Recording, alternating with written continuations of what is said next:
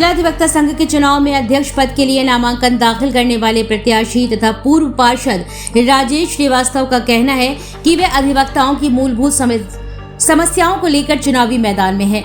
राजेश ने कहा कि अधिवक्ताओं के लिए बन रही जिस बिल्डिंग को कतिपय लोगों ने रुकवा दिया था, उस बिल्डिंग को पूरा करने का काम प्राथमिकता के आधार पर किया जाएगा ताकि अधिवक्ताओं को बैठने का स्थान मिल सके। इसके अलावा न्यायपालिका स्वच्छ तथा पारदर्शी बने, इसके लिए हर संभव प्रयास किया जाएगा। राजेश श्रीवास्तव के मुख्य चुनाव संयोजक विवेक वाजपेयी एडवोकेट ने कहा कि चुनाव के लिए रणनीति तैयार कर ली गई है। जल्द ही एक और कमेटी का गठन किया जाएगा जो राजेश श्रीवास्तव की जीत के लिए काम करेगी।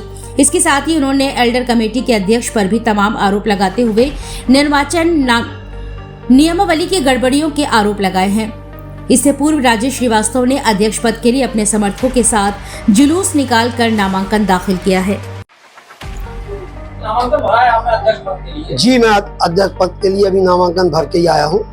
किन मुद्दों को लेकर जा रहे हैं? मेरा अधिवक्ताओं की मूलभूत समस्याएं, जो अधिवक्ता अत्यधिक परेशानियों का सामना करते हैं और ये जो हमारी बिल्डिंग कतिपय कारणों से लोगों ने रोक दी, इसका यथाशीघ्र निर्माण और अधिवक्ताओं को सुनियोजित तरीके से उनकी बैठने की उचित व्यवस्था और व्यापक भ्रष्टाचार अराजकता के विरुद्ध संघर्ष अपने सहयोगी साथियों अधिवक्ताओं के सलाह मशवरे से करने का कार्य किया।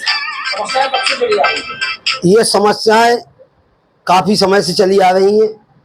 इसमें तमाम समय से, जब से ये कुछ ऐसे अधिवक्ता आने लगे जो न्यायपालिका को दबाव में लेके गलत काम कराने का प्रयास करते हैं और अधिवक्ताओं को शोषण करते हैं, और ये समस्याएं चैम्बर वाली समस्या कुछ कतिपय अधिवक्ताओं ने की, नहीं तो अभी तक वो चैम्बर बन जाते और सारे अधिवक्ता सुनियोजित तरीके से बैठने लगते। क्या लगता है कि इससे पहले जितनी भी कमेटियां बनी है जिलावार समिति, उन्होंने कोई काम नहीं किया? अब इस बारे में व्यक्तिगत मुझे काम नहीं किया, तभी उनके प्रति आक्रोश है। और ये बार बार सब चुनाव लड़ते हैं, पेशेवर चुनाव वाले हैं, अपने हिस्साते हैं। अधिवक्ताओं के लिए कल्याणकारी कार्य मेरे हिसाब से कोई नहीं किए। पार्षद के रूप में आप रहे हैं, तो उस पद्धति को अपनाएंगे या वकीलों वाली पद्धति? नहीं, अधिवक्ताओं के समस्याओं में अधिवक्ताओं की बात करेंगे। पार्षद तो हमारा एक भूतकाल था, वो भी मैंने पूरी ईमानदारी निष्ठा से अपना कार्यकाल किया। वर्तमान में मैं किसी भी राजनीतिक पार्टी का सदस्य नहीं हूँ, ना ही किसी राजनीतिक पार्टी में सन 2000 से मैं कोई कार्य करता हूँ। मैं जब से 2000 से केवल अधिवक्ताओं के लिए ही कार्य कर रहा हूँ। इसको प्रतिद्वंदी मानते हैं?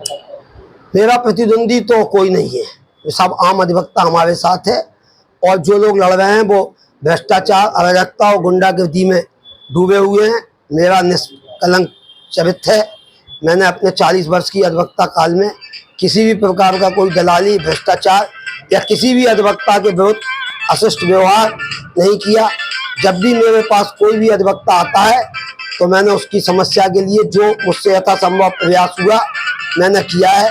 सीनियरों का मैंने हमेशा सम्मान किया है और जूनियरों का मैंने हमेशा सहयोग किया है। इसलिए मेरा आम अधिवक्ताओं में कोई विरोध नहीं है।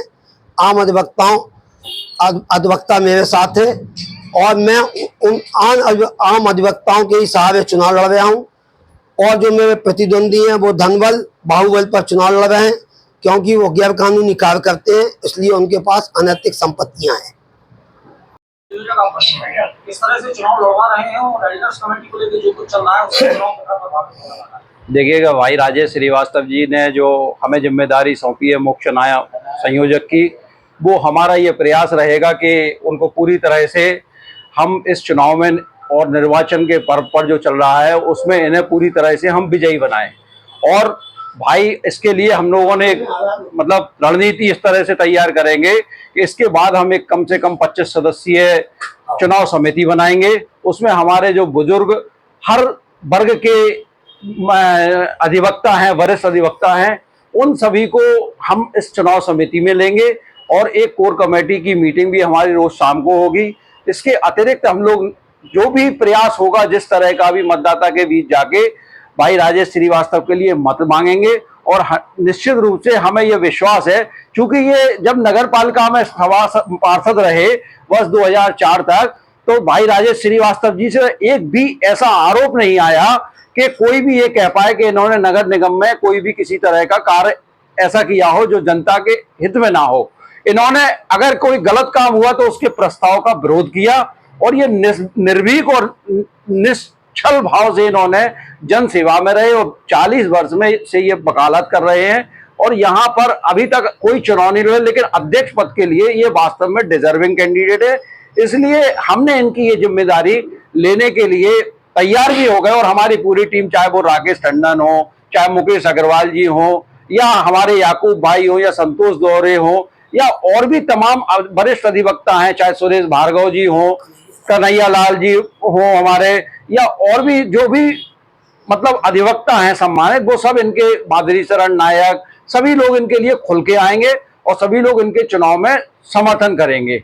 इसके अलावा आपने जो पूछा है कि एल्डर कमेटी ने जो मतदाता सूची बनाई है, हमें ऐसी उम्मीद नहीं थी कि हमारे वयोवृद्ध श्री प्रकाश नारायण तिवारी जी, भगवान उन्हें सद्बुद्धि दे, वो ऐसी मतदाता सूची प्रकाशित करेंगे। उन्होंने जो नई मतदाता सूची प्रकाशित की है उसमें भी डिविजनल बार एसोसिएशन में उनके पुत्र श्री राजेश द्विवेदी मतदाता हैं, वहां 52 नंबर पर, और यहाँ पर भी 1342 नंबर पर शायद वो यहाँ भी मतदाता है। बार की सूची यहीं पे रखी है हमारे पास में ही, तो यहाँ भी मतदाता हैं, जबकि नियम अनुसार एक डिवीजन एक बार एक वोट का नियम है। इसके अलावा कम से कम 100 से अधिक ऐसे मतदाता हैं जिसमें कि उन्होंने जो है एक ही व्यक्ति की 2-2 फोटो लगा दी और उसके उन्होंने मतदाता मतलब एक प्रत्याशी विशेष का लगता है कि उन्हें समर्थन करने के उद्देश्य से ऐसा काम उन्होंने किया है जो अन्यायपूर्ण है। हम सभी लोग चुनाव चाहते हैं, नियमित समय पे चाहते हैं, लेकिन हम लोग ये भी उम्मीद करते हैं कि जो भी चुनाव हो रहा है वो निष्पक्ष, निश्चल और शांतिपूर्ण चुनाव हो। इसके साथ ही जो है उन्होंने जो सीओपी नंबर से आप लोगों के माध्यम से प्रकाशित करवाया है कि मतदान जो होगा वो सीओपी नंबर से होगा। सैकड़ों मतदाताओं के मतदान जो आईडी है, हमारी जो एडवोकेट ऑन सीओपी की वेबसाइट है bar council of Uttar Pradesh द्वारा जारी, उस पर डालने पर वो मतदाता आ ही नहीं रहे हैं, तो वो ये कैसे करा लेंगे, इसको जो है उन्होंने कोई उसकी आपत्ति भी दी है हमारे जिला अधिवक्ता संघ के अध्यक्ष श्री चंद्रशेखर शुक्ला जी ने और सचिव श्री केपी श्रीवास्तव जी ने कल इसकी आपत्ति भी दी है, लेकिन उनके ऊपर उनसे नकल भी मांगी है कि निस्तारण करें। अगर ये वो नहीं होता है तो हम लोग इसके खिलाफ बार काउंसिल भी जाएंगे और जरूरत पड़ी तो हाई कोर्ट भी जाएंगे उनके इस